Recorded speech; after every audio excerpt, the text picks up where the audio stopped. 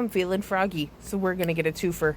Continuing on with our Pride-themed movie reviews, right now we are on the plus of LGBTQ+. The plus stands for anything that's not lesbian, gay, bi, trans, or questioning, I believe. Now, the last one we did was for polyamory in the form of Scooby-Doo, but this one is for pansexual in the form of Mulan. Pansexual meaning you don't really give a fuck the gender orientation of said person you are attracted to, or at least that's how I interpreted it offline. Which to me sounds exactly like Li Shang. The simp before simping was simping. The man who simped so that Colin Bridgerton could run. But here's the story. So Mulan is a girl from kind of ancient China who's supposed to be getting married through the matchmaker, but she's not exactly desirable in the matchmaker's eye. She's very outspoken, she's clumsy, she's just having a hard time in that department.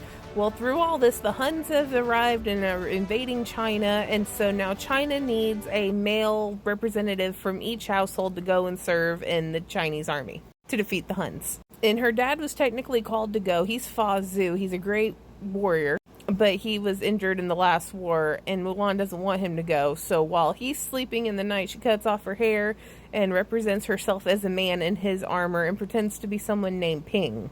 And she really sucks at being a soldier, but through the guide of her guardian Mushu the dragon, she gets really good at it. And in the process, Li Shang, who's her captain, really falls in love with, I think it's originally Ping, or at least he has like mad respect for Ping. It seems more like he's looking up to Ping, even though he's the captain in charge. There's some feelings brewing there. What it is, not exactly sure. But during a fight with the Huns, Ping saved Li Shang, and then when Ping gets hurt and Li Shang discovers it's Mulan, technically he should kill Mulan, but he saves her and leaves her in the snow. But the Huns aren't dead, and while the soldiers are in the city being celebrated, Mulan hunts them down and is like, hey, this is really bad, they're going to kidnap the emperor. And so they have to save the emperor, and they do.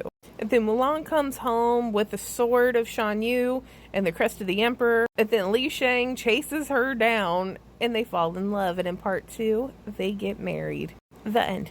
Now, is it a good movie? Abso-fucking-lutely. It's one of Disney's best. And I don't know if y'all remember like the VHS previews when movies were coming out, but if you've ever seen some of the original drawings for Mulan, beautiful.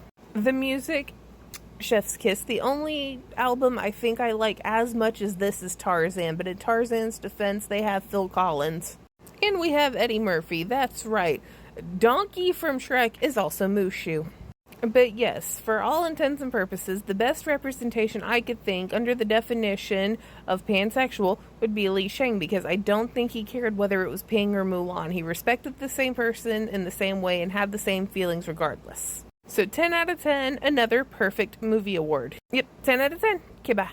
Be a man, you must be swift as the coursing river. Be a man with all the force of a great typhoon.